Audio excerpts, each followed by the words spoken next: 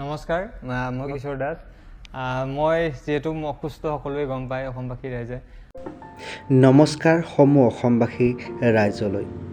প্ৰথমতে কিশোৰ দা, আপুনি য'তেই নাথাকক কিয় যাতে ভালে কুশলে থাকে তাকেই কামনা কৰিলোঁ। এতিয়া কথা হ'ল যে কিশোৰ দাস মৃত্যুৰ এঘণ্টাক আগত মুম্বাই হস্পিটেল বেডৰ পৰা অসমবাসী ৰাইজক হাতযোৰ কৰি কি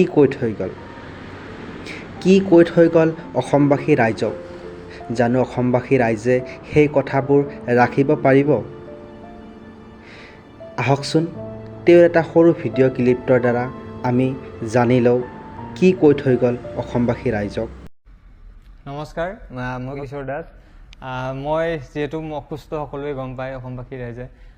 মই আৰু এইকাৰণে মোৰ ট্ৰিটমেণ্ট চলি আছে বম্বেত, আৰু চিনেমাখনৰ প্ৰমোচনত মই অলপ নিজে থাকিব পালে নিজক সঁচাকৈ সুখী হ'লোহেঁতেন। আপোনালোকৰ লগত ডাইৰেক্টলি এটাচ হ'লো হয় বা সকলোকে লগ পালে ভাল লাগিলেহেঁতেন, কিন্তু আজি মই বিশেষ অসুবিধাৰ কাৰণে আপোনালোকৰ মাজত আজি নাই।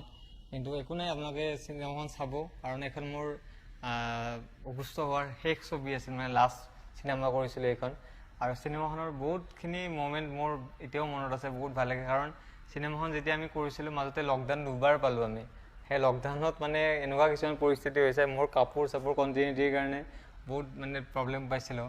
কিন্তু কাৰণ ঘৰত মানে লকডাউনৰ সময়ত ক'ত কাপোৰ ক'ত গৈছে ঠিকনা নাই। ইভেন মই নিজকে বডি মেইনটেইন কৰাৰ কাৰণে ছেইম লুকছ ৰখাৰ কাৰণে বহুত মেইনটেইন কৰিছিলোঁ।